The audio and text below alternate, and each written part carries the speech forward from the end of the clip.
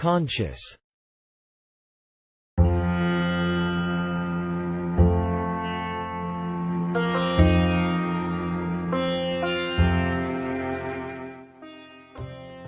The beautiful language of Urdu is mostly associated with the Muslim community of India and Pakistan and is the official language of not just our neighbor country but also of the Indian states of Bihar, Delhi, Jammu and Kashmir, Uttar Pradesh and Telangana.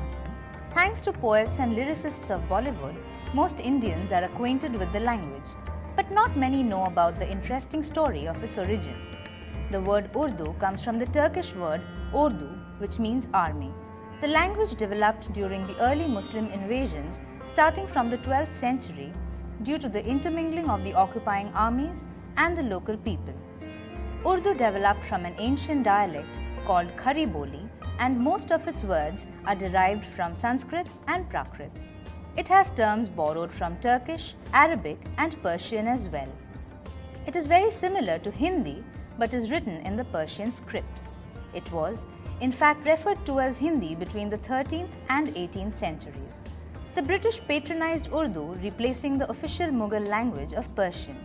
Since then, Urdu, known for its genteel tone and delicacy, has inspired generations of poets and writers, giving us a legacy of beautiful Urdu literature and poetry.